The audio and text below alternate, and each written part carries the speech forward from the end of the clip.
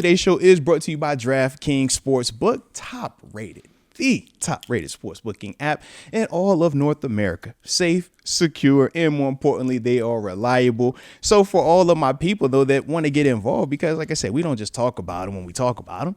We give you a reason to talk about them. We know it's the wild card. Well, wild card just finished up, not the outcome that some of us wanted, but I'm sure there's some people that still got a little action going on. And if you are in that case, then yeah, man, DraftKings is the place that you want to be for, especially the new people out there, right? When you download the app, you use that first, or you make your first deposit of $5, man. Use the promo code MOATS. You will receive $200 in bonus bets. It's a cool concept, man. Gives you a chance to potentially get more earnings off of that thing, man. But at the same time, you can get lost in the sauce. And if that does happen, and you're in New York, it's the number that you can text.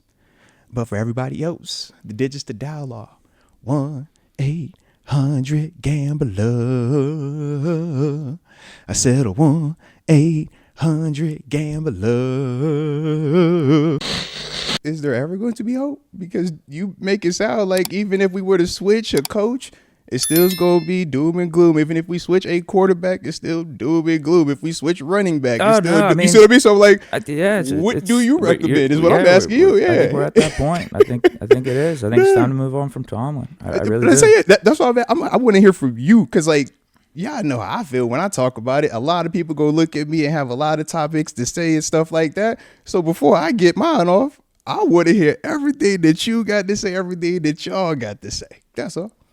It's just time. I mean, the standard has become average or just being slightly above average, just making the playoffs and losing. We're 0-6 in our last 6 playoff games. Haven't won a playoff game. What is it, 8-9 years up to this point? Yeah, eight in a row? Yeah. Yeah, I've had all these different changes, coordinators, quarterbacks, and here we are, same spot, embarrassing playoff loss. Like I don't know, like what is the direction, what is the vision, what is the future with Tomlin at the helm at this point? Like what changes can be made to where we do have optimism, we do have hope that things can get right? Because at the end of the day, this is where I'm at. You need a quarterback and you need an offense, and like facts, bro. Like we're nowhere close to that right now. Like we're nowhere close to having something that can compete with. And when Baltimore. You say quarterback, let's be specific. We're talking like a top 5 quarterback. Quarterback. Here's it. That's why I bring up quarterback or offense. Is like you either got that guy, you either got a top 6 or 7 guy where the coordinator's a little bit less prevalent, but you still don't want to be playing left-handed. You want to have the best coordinator that you possibly can have. But guys like Lamar Jackson, Josh Allen, Joe Burrow, they can overcome some inadequacies from like a play calling standpoint and just like an offensive structure standpoint. You still want the best possible guy you can get in there. Don't get me wrong. Like that's why the Bills moved off of what's his face last year and brought in Joe Brady. Now, like they're loving Joe Brady. Same thing with the Ravens. That's why they moved off of Greg Roman. They got Todd Monken in there. Yeah. So it's either you have one of those top 6 or 7 guys, or you got a guy like O'Connell up with the Vikings, the dude down with the Buccaneers. They went from Canales, but this Liam Cohen. This dude that took over obviously knows what he's doing too, and has made Baker Mayfield Liam, like a borderline top 10 guy. Former UMass, one double Sam A Darnold, cat. what he's been able to do up with the Viking system. Like you need an offensive coordinator that can make a guy legit, make an average, make a top 15, top 20 guy legit, and in a way too make it interchangeable. Because the Vikings, I wouldn't be surprised if they moved off of Sam Darnold, because I'm sure O'Connell has so much faith in his system and how he does things, and obviously they got the receivers too, to where they're thinking, oh, J.J. McCarthy can flourish in this. We don't got to pay Sam Darnold $40-50 million. So like that's. You either got to have one of those offensive coordinator gurus that can make decent players better than what they are, and you're not paying these decent players that crazy money aren't the force multipliers like a Josh Allen and Lamar Jackson, $60 million. You're paying them around like $20-30 million. Like I could live with that.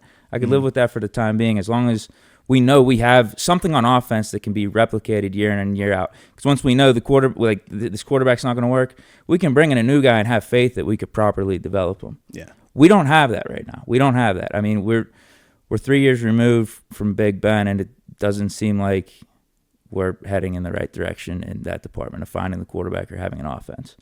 Okay. Would we say our offense has gotten better this year compared to the previous 3 years then? It has. Okay. It has, but I'm kind of like with GP. He said the exact same thing. Like, yeah, there's been signs, there's been good things, but like, is there a reason for optimism going forward, or do you have hope going forward? He's just like, nah. As it pertains to like hope and optimism, that's an individual thing. So we're not talking about that because it's like you might not have it, or GP might not have optimism, but Calvin Austin, for example, would have optimism. Catch what I mean? So it's like I'm not necessarily caught up on that, but just the simple apples to apples. Has the offense improved statistically under Arthur Smith compared to under Matt Canada? For the full season, yeah. Not the last 5 games, though. But not at the point of the but it season where improved, it matters the most. I'm with you. I'm just saying, but it improved, though. So we've made a couple of changes coordinator-wise, based on what I'm asking. Whether it was Haley, Fiegner, Canada, Smith, right?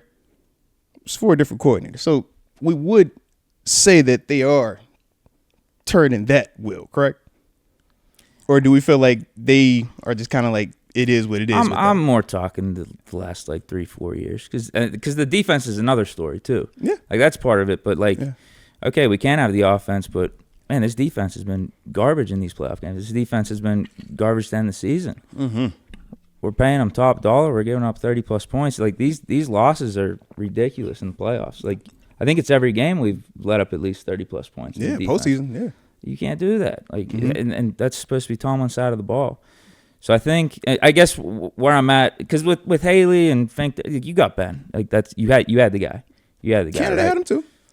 Well, yeah. I mean that was a problem high right there. But anyway, like over these last like 3 years with Canada, Smith, going from Ben to Pickett, and, having Mitch, and Russ and Justin Fields. It's just like I don't think this is happening with McVay. I don't think this is happening with LaFleur or O'Connell. Like these dudes that know how to run offense, know how to work with the quarterback. I think they would be able to settle on one and make them better than what we've been able to. Yeah. I mean, you drafted Pickett in the first round. He's supposed to be the franchise guy. Obviously, something went wrong there. Something went wrong. So, and then we move off of him, and it's Russ and Fields this year, and it's the same result. It's 10-7 and this ugly playoff exit. Do you think the result is different if we stayed with Pickett? Well, I don't know about that. Yeah, that's the thing. I don't know. Oh. No, I don't know. No, I mean, with how we look the defense has been a big problem these last 5 games. So that's the one. That's the other thing. Like the offense is one part of it, and we need to, like we're just at that point. You see all these AFC teams right here that are still in it. They got a quarterback. They got a guy. I think that's the common denominator. We point to all of them. It's like the ones that they know are how to still work playing. Offense. Yep. They got a quarterback. Or a guy that is playing at a top 5 level. When we talk golf, when we talk Darnold, we might not look at them as throughout their career consensus top 5 dudes or top 10 guys. No, they're playing like they got the scheme, they got the coordinator. But they're also, the talent is there, the production is there. It's not just the scheme, because if that's the case, then we'll see these dudes fall off a cliff. I don't think they're doing that here though. If we would have brought them in, I think 2-3 years ago, if we would have brought in Darnold this year, I'm guessing it's the same thing: 9-8, 10-7 with Darnold. Okay. So I'm asking you, what are your fixes? I mean, you got to blow it up. I would get rid of Tomlin. I'd bring in like Ben Johnson. I would bring in one of these offensive guys and see what we can do. And then I think everyone's up for trade, but the trade's got to be right. Don't make stupid trades. Like, what do we deem a stupid trade though? Just an unfair offer. I don't know. I'm not too concerned with that right now. Okay. My thought is, how do you get this quarterback? So I'm listening. I'm with you. If you're bringing in Ben Johnson, I mean, you got a few options. The most likely scenario and the most realistic one, and I mean, you bring back Fields and hope he could develop into that, because he has that ultra talent. He has that ultra upside where you could see a path where he can compete with the Josh Allens, Lamar Jacksons, and all these other dudes in the AFC. That would be the hope, because I don't think he's really reached the ceiling yet. He hasn't tapped fully into his potential. So that's either or, bringing in a Ben Johnson or keeping Tomlin. We're keeping Tomlin. That's the other thing. Like, you're asking me what I would do. I would get rid of Tomlin. I would trade Tomlin. I'd get some first-round picks, whatever it is, and then bring in a Ben Johnson and see what we can do with one of these offensive guys in the NFL in the year of I guess it's 2025 now. Like I think we need to get up to date. We need to get out of the 80s, the 70s with some of these offensive approaches. Now I think part of it too is, because here's my solution if we bring back Tom, which is happening. Like I'm already past the fact that we're not getting rid of Thomas. So like he's going to be back. Is it confirmed? Who said? I mean, Jerry Dulac said it in the Post-Gazette, and then Schefter even reported too. Like Steelers have no indication. He said that way, like head coach and coordinators and everybody included, or what they say? Maybe some other coaching changes though. Like Tomlin's going to be back. So I'm past that. Ben Johnson's even going to be an option, or bringing in a Flores is going to be an option. Or any we of these had other Flores dudes. before. Yeah. Right. I don't even think that's happening. So with Tomlin coming back, I think he needs to take his hands off the offense if that is really happening, because it does feel like it's too conservative. I think it's holding things back. It's holding development back. It's holding what we could be as an offense back. Like this full ceiling. This just from an overall development standpoint too. Yeah. And then on defense, I think he just fired Terrell Austin. And Tomlin, I don't know if he has been calling the plays. It doesn't seem like it. Like he's not talking into his mic. He doesn't have a play call sheet back there, right? What is he? But it's very murky on whether or not he's been calling plays or how much control he's had over the defense in recent years. But I'd get rid of Terrell Austin, and Tomlin, you make the decision of bringing in a new coordinator and deciding how much you trust that guy. And that would determine whether or not Tomlin takes over for the play calling, and then you just give the reins. You give the reins to Arthur Smith, because I think he's going to be back. Like if you're going to do the Fields approach, I think continuity would help Fields out. Okay, right. You could go outside. You could get a Rodgers. You could trade the house, try to get a Herbert, but I don't think that's happening either. I think the most likely is Fields, and I think him and Arthur Smith were working pretty well together. So let them ride or die together as an offense. And like I mentioned, on defense, get rid of Terrell Austin and figure something else out, because the defense hasn't been it. Good on personnel. Then once we make the change at coordinator, I mean, like I said, I would do the whole Ben Johnson. I would move off of Tomlin, Ben Johnson, every player available. So if we're bringing back Tomlin, maybe you do make players available, but I don't think any like real trades are going to be happening. That's where I'm at. And you're only hoping with the strategy of Tomlin coming back, and how I said, like, I think he needs to take his hand off the offense a little bit more, just let Arthur Smith do his thing, and then obviously firing Terrell Austin on defense. Is the hope is still, or like the only chance is that Justin Fields is the guy, or you have a guy at quarterback. Okay, because I was literally about to ask you, with this plan, like, what changes once you get back into this exact same You just got to pray Fields scenario? saves your job. Like, that's it. Okay. I think it all hinges on getting a guy. So it's either you hope Fields develops, or you have Fields develop, or whatever it is, into that guy.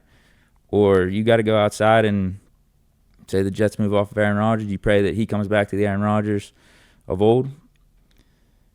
Being a year removed from that Achilles, it's either that, or you get someone that's already like there, and that's Herbert. He's the only guy I could see being available, and that's because of the whole situation with the Vikings and J.J. McCarthy. You said Herbert. It would just be Herbert, because I could see the Chargers. The Vikings would have to keep Sam Darnold. Okay. And I could see the Chargers being interested in trading for a J.J. McCarthy. Because of the Harbaugh connection. The Harbaugh connection. You're getting that quarterback on a rookie deal. Yeah. And then shipping off Herbert. That's the only way. So I think that's unlikely to begin with. Okay. So it's really bringing back Justin Fields. And you're hoping that he could be it.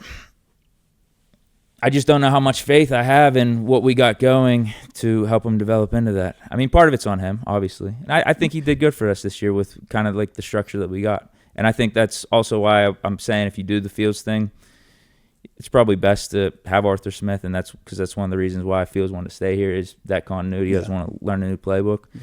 But let Arthur Smith do his thing. Like I mean, Arthur Smith is in his own right kind of a conservative offensive play caller going back to his days at Tennessee. Yeah. But I also think part of it, too, he was going with what he had. Like, you have Derrick Henry, you have a really good offensive line, being smart about that. I just feel like if we would have kept Fields in and just given full reign to Arthur Smith and let him cook with Fields, it would have been a different style of offense this year.